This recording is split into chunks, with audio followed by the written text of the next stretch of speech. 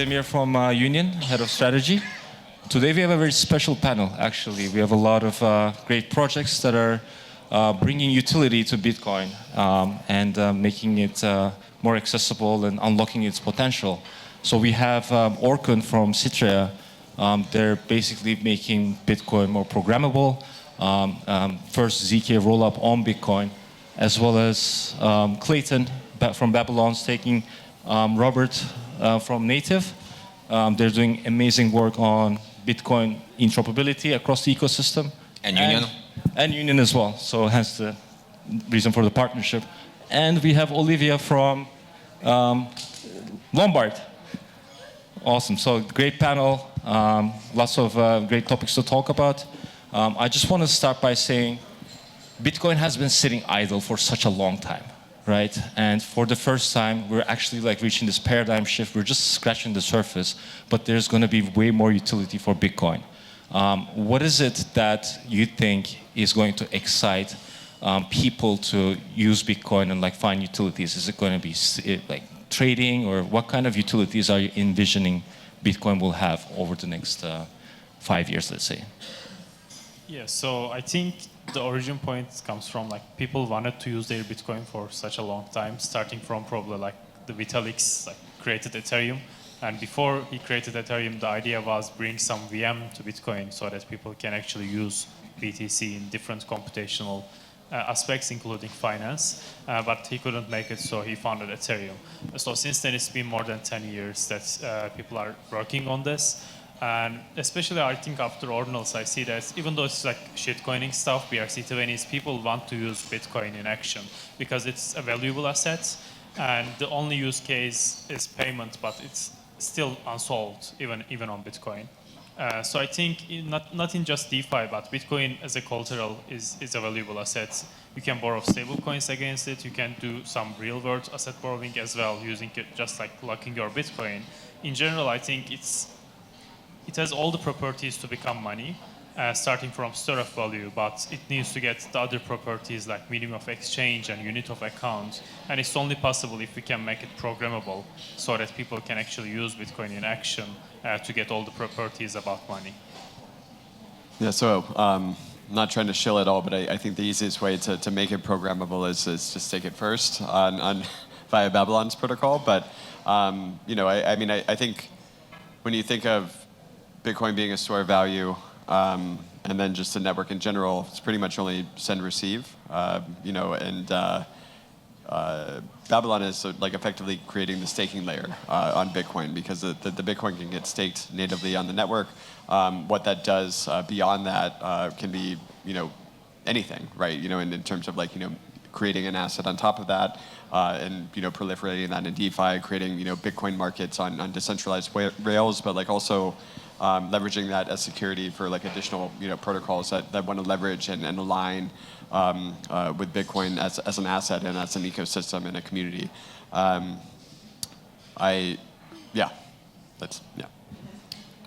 Honestly, I would argue Bitcoin is not the money. Anyone here would like to pay with Bitcoin? Hands up. Really? You want to spend your Bitcoin? You want to like use it like volatile asset, left and right to pay? Go to shop. 0.00001 Bitcoin, this is the price you want to see?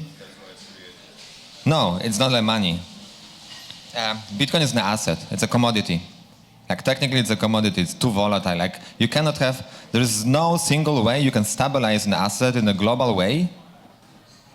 Like even a petrol, yes, like you can say that petrol is the most, oil, right? Is the most valuable asset. Yes, it's highly circulating, everyone needs it.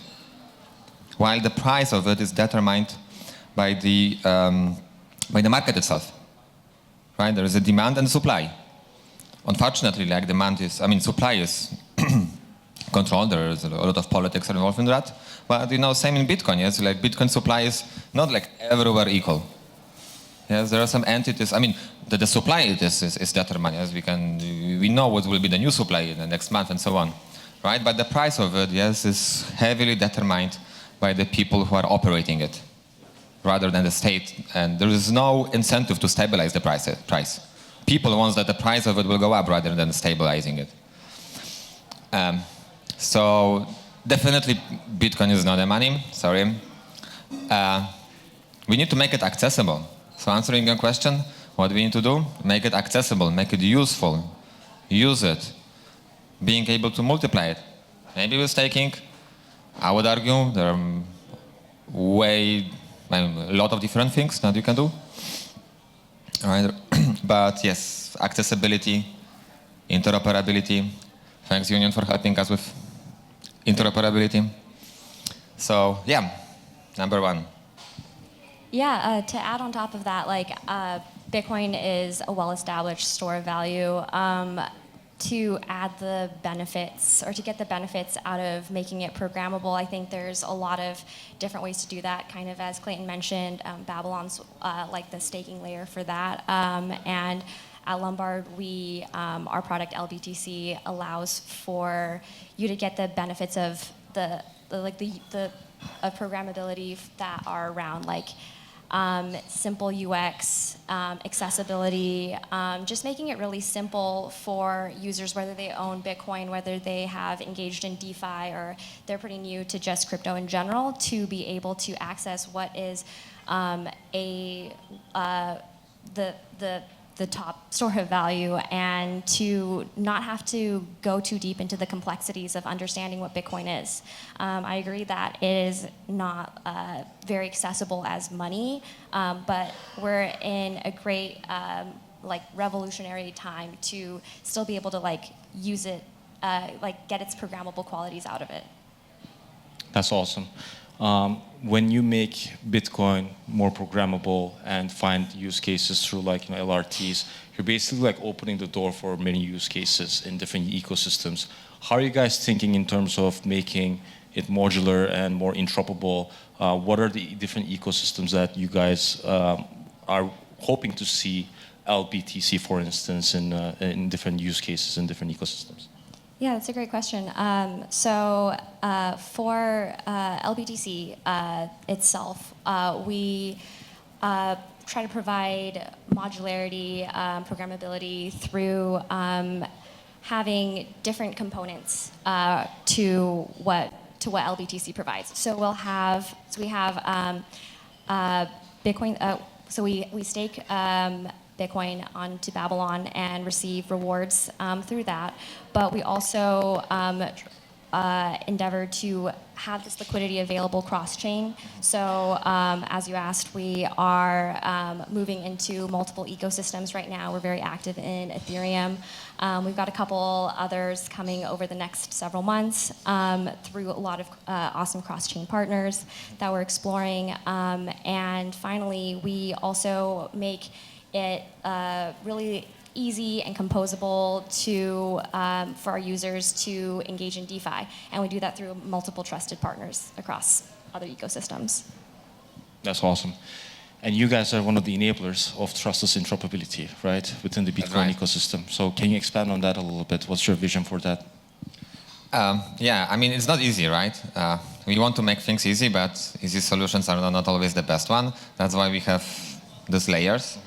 And ultimately for the users, yes, it's all about tooling, about having the right tool to use it, right? You can have a hammer, but it doesn't mean that you will use hammer everywhere. Hammer is easy to use, but it's not the best tool you want to use. Yeah, so like I said, yes, accessibility is important to unlock everything. I mean, you can have a gold under the ground, right? But as long as it's under the ground, you can speculate on who will own it and how it will be used, but it won't be used. So, so this is the point. This is my point, right? Inherently, Bitcoin was not easily accessible because this is hard. And this is what we solve.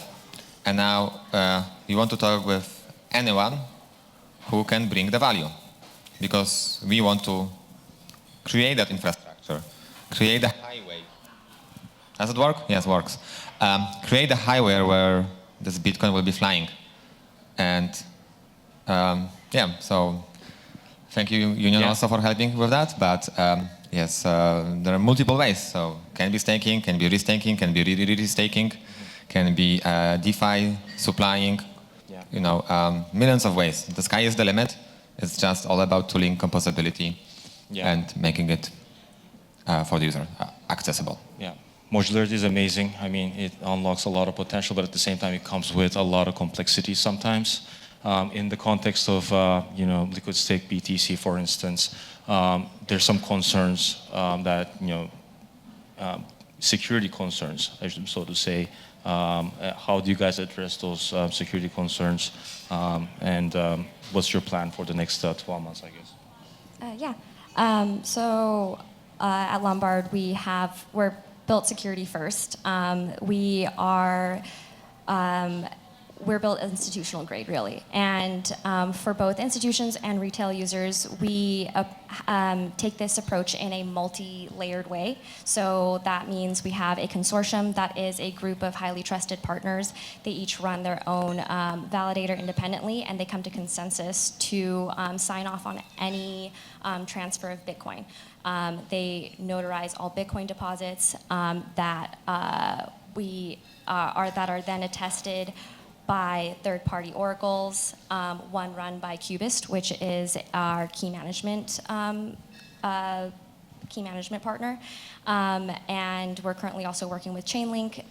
We are exploring other partners as well in the space who are highly trusted, who can provide multiple sources of attestation for any transfer of Bitcoin, any minting of LBTC on any chain, to ensure that bridging, minting are as secure as possible, regardless of what different users' security comfort levels or preferences are. And the last thing I'll say to that is, beyond what we have at the protocol level and with these trusted partners, we think it all also comes down to the keys, right? Like, not your keys, not your money. So what we have are very sophisticated sets of policies at the key level that ensure that our key management partner, Cubist, as well as Lombard itself, none of us can unilaterally access the funds. So maybe I can add some things to discussion, because like everything you do with Bitcoin outside of the Bitcoin main chain adds some trust assumption. So often this is hidden behind not to see, like they don't want everyone to see, obviously. But like anything you build almost in Bitcoin adds some trust assumption, and I think like everyone should be honest about it. But right now on Bitcoin you cannot build, let's say, Turing complete smart contracts. You can only emulate them in a way. And that's how we built our bridge, which is fully open source, that you can see on GitHub, that uses BitVM as its core, which enables the one-of-n trust assumption to move BTC around, which comes from the covenant enforcement script in Bitcoin. And Babylon is, by nature, is trustless because you also enforce the covenant with the other people, and you are also one of the key holders. But other than that, everything you add usually has honest majority assumption, just like sidechains, just like NPCs. So you have an explicit trust to one party or multiple parties to control your funds. But yeah, we just try to be careful with what we add on top of Bitcoin. But there are different options, obviously, and some users has different risk adjustments for their money, so that they can maybe use more trusted things or less trusted things with more expense maybe coming with it. So yeah, it's all different ecosystem, and that's, I think, good side of modularity, that you can just tailor your product specific for your needs. Yeah. Awesome. At Citrea, you obviously have other might have some other concerns too, right? People inquiring about the transaction costs and being too high. How do you guys plan to overcome those concerns? Yeah, so the main thing, the interesting thing about Bitcoin is, after I think 2017, the thing is Bitcoin actually, in the long run, needs to get more transaction fees to actually survive the hash rate. And the only option to get more transaction fees is to make people use Bitcoin as a network, or just as a maybe bundled transactions, but somehow those transactions needs to hit Bitcoin so that Bitcoin can survive in the long run. And building a rollup is a good way for it, because you are just using that blockchain as a DA layer, which means you are regularly posting batches to Bitcoin to pay transaction fees, and that keeps Bitcoin alive. So it's a symbiotic relationship between the rollup and Bitcoin. This comes with a cost, obviously, but this also comes with security. Whenever we post our DA to Bitcoin, it brings us this reorg resistance, censorship resistance, and obviously validity, because we also post the ZK proofs on Bitcoin. So it comes with a cost, but we also don't expect, let's say, low-value use cases to happen directly on Citrea. Maybe they can build their own execution environment with different DA so that they can have very cheap transactions. But our goal is to enable the programmable Bitcoin right above the L1 with as minimal trust assumption as possible. And building a zk rollup is the only way to do it. Awesome. I guess for Babylon and Lombard, how do you guys plan to, I mean, this is our collective responsibility to get people who hold Bitcoin, like institutions that hold massive amounts of Bitcoin, to basically convince them to stake. What do you think are going to be biggest hurdles on convincing them to actually, like, bring them over to staking protocols? And what do you think is the biggest selling point?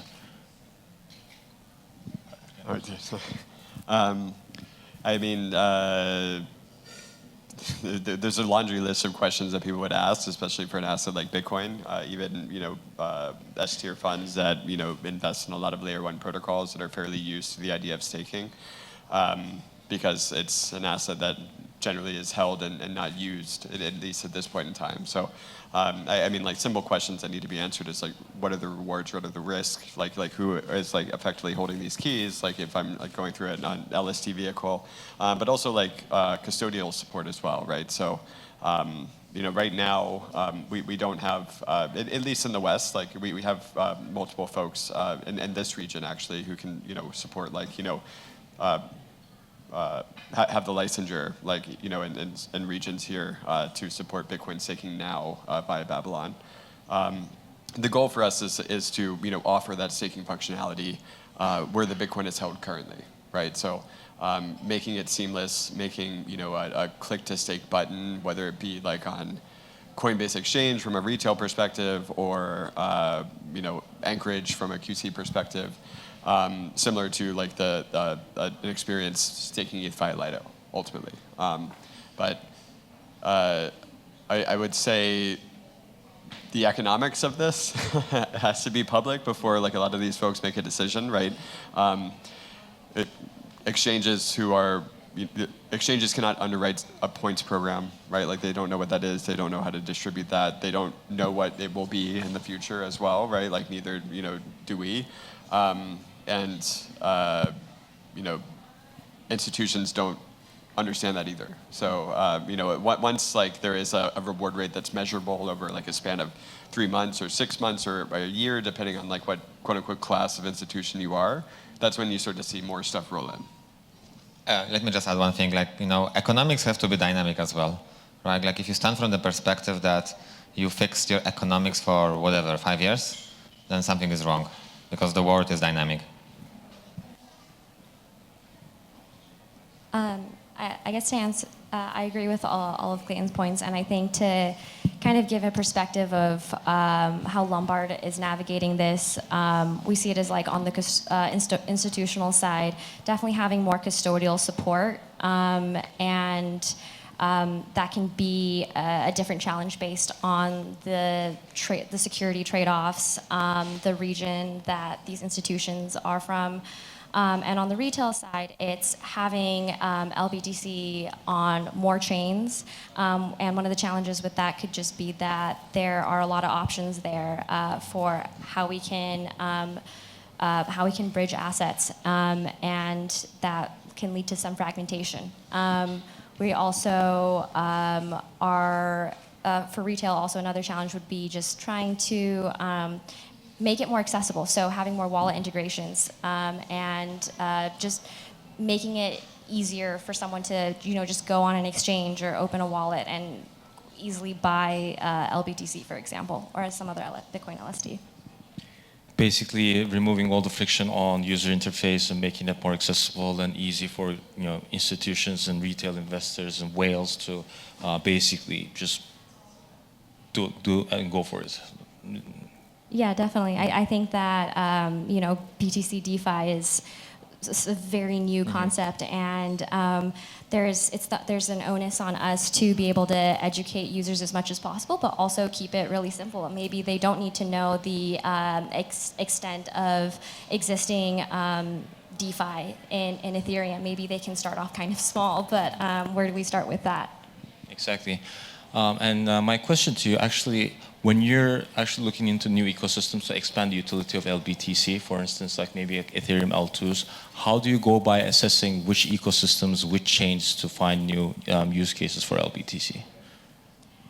Yeah, I mean, Lombard is still pretty new, so we're trying to get on as many chains as possible, honestly. But a lot of it has to do with actually just keeping an eye on what retail activity there is and retail interest. I think that ultimately, like, even if in the early days, like institutions might play a big role in BTC DeFi. As we said, with like user education, we're really targeting retail users. So kind of just where interest comes from there. And we are able to really rely on a lot of our DeFi partners to get that kind of, I guess, insight on what ecosystems we should participate in. Absolutely. And at Native, one of your goals is to basically unify liquidity across this new emerging Bitcoin L2 ecosystem. What do you have to say about that, and how you guys plan to achieve that? Yeah, you can think about the world that, there are 80, 100, 200 competing solutions and building in silos. And this is actually how I see Bitcoin today, unfortunately. Like, competing solutions with one and another. Some will win, some will lose, of course. The whole point is, yes, that how this can play together. Right, like definitely solutions that will not play together will lose. We have already seen it many, many times. Not only in blockchain, right? In Web2 as well, in any industry, I would say. Most of the industries.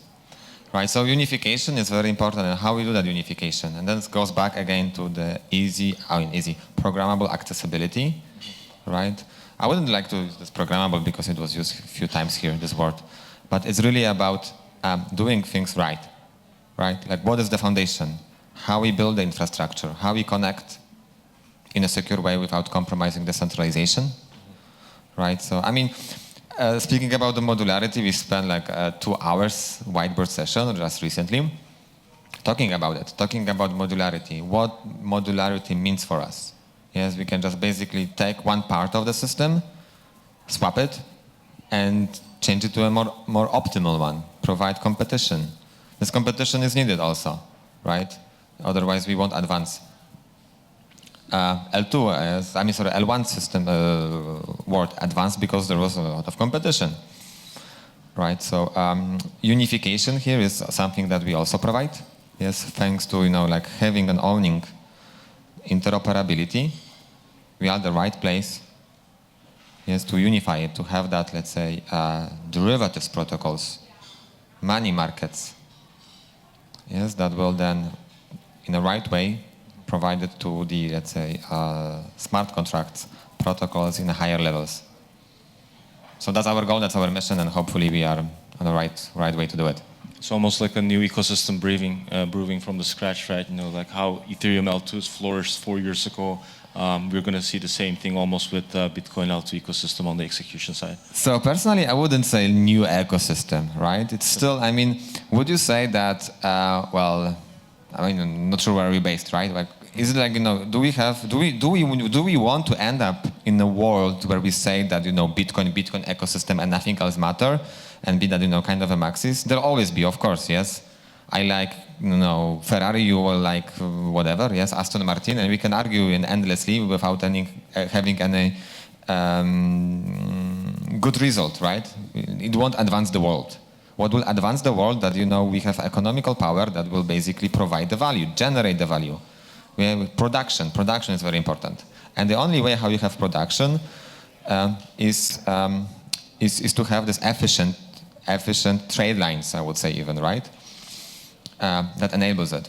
And this is our mission for Bitcoin directly. But there are other ecosystems that are uniquely important and available. Yes, and I think that Bitcoin is there to be this conservative thing, and a lot of opportunities will be in L2s, will be in Ethereum L2s, will be in Solana. Why not? Right? Why you should limit yourself? If you limit yourself, if you start from a perspective that my opportunity is only here. Yes, you will wake up, and you will wake up too late because there will be other opportunity growing much faster than you will start. Noticing, and you will lose. Absolutely. Orkun, you guys recently launched, I believe, Citrea Origin, which is a developer program, which is fascinating. How do you guys attract developers to come build on Citrea? Yeah, I think the key here is what we built is just inherently important because it's first built on Bitcoin, and the second is it's actually do something with Bitcoin, not trust minimize way, not just mocking something and just releasing. So for developers, like I said in the beginning, the reason that Vitalik created Ethereum was he couldn't run it on Bitcoin. So now what we are proposing is now we have a VM, it's type 2 ZK VM, so it's fully compatible so the developers can just deploy the same smart contracts, but it's running on Bitcoin with the Bitcoin level of security and trust minimized Bitcoin. Slide? No, okay. So the idea here is you had Ethereum because you didn't have these functionalities on Bitcoin. And now we have these functionalities on Bitcoin, and there's a reason for developers to do it because Bitcoin is the most, right now, the dominant asset in the cryptocurrency market, which is, I think, around 65% right now. And yeah, other than this, it's just the security of Bitcoin, which everyone wanted to benefit about it so far. And this is the way of having it in a programmable manner. Indeed, very exciting couple years ahead of us. A lot of great use cases, obviously, Bitcoin's economic security, leveraging that, and finding new use cases is extremely, extremely exciting. What is your last hot take, I guess, for Devcon and the next 12 months of unlocking Bitcoin's future? We can go from left to right. Okay, hot take. I maybe this is not really a hot take, but I think that we are on a train where we're seeing a lot of adoption in Bitcoin for things that didn't even exist just a few years ago. We're seeing the popularity of Babylon, for example, and how successful it was. And along with that is a whole ecosystem that is being built. For even LSTs, there is very much the UX side of it, but also we are exploring a lot of novel infrastructure development, what some of the other folks here are working on. And I think we're going to see just an explosion of new use cases from the consumer side all the way down to infra, just in the next few months. And it's going to completely revolutionize it beyond a store of value. Well, definitely building more, but absolutely with a goal of utility, right? And just to frame it, because sometimes I'm just, see security here, security there. Security is important, but as a security. Money doesn't provide security. Money provides you utility that you can use, right? I can deploy not me myself, but it's possible to deploy $1.5 trillion, yes, to have that, kind of a, staked security. Yes. Does it mean that there is no fuck up? No, it's not. Doesn't mean anything. It means that there are some people who believe, but what's important is coordination. And we, as an ecosystem, we want to build, provide utility, and coordinate. Ultimately, yes, this is how we generate the value, not by just deploying the money to just so-called security, right? There has to be utility. Utility for proof of stake, of course, is also there, right? But we need to be more open. And that's why, all this ecosystem matters. That's why we build those bridges and so on and so forth. Awesome. I think 2025, there's going to be a center of gravity around Bitcoin as an asset and Bitcoin as a network in general. That is unparalleled, at least on the DeFi decentralized usability of it compared to the past 10 years, to where there could be some sort of movement away from Ethereum as the dominant place to be parking these smart contracts and I think there's a future to where people see Bitcoin as a store of value and the best thing that can be used for providing security to other layers, and then people do want sovereignty and interoperability, so they're going to move off of needing to settle on a certain thing, and then people are going to want the EVM, but like not necessarily Ethereum as a store of value asset. Yeah, I think even though we made a lot of progress as a space in general, we haven't seen the end goal of the product, like end products of the Bitcoin L2s or layers, whatever you call them. I think next year there will be like a lot of these projects will die, because right now we're at like 70 plus of them, and most of them are just like stuff. So next year I believe there will be like only very few survive and continue to develop their projects. And maybe in 2-3 years, we will actually see the end products of these teams. And at that point, I think we will be ready to encourage all the Bitcoiners to actually use these. Fantastic. My hot take is I think next bull run we're going to have thousands of chains. And with that, I think we're going to need trustless interoperability, find different use cases, and try to coexist as one. If we can't, like Orkun said, 70% of the projects are going to die with no users and going to end up being zombie chains. So hopefully we remove the chain abstraction issue and coexist as one. So when is the next bull run? After this one? At 4 years from now. But yeah, thank you all for coming and super insightful chat. And yeah, enjoy the rest of Bangkok. Thank you.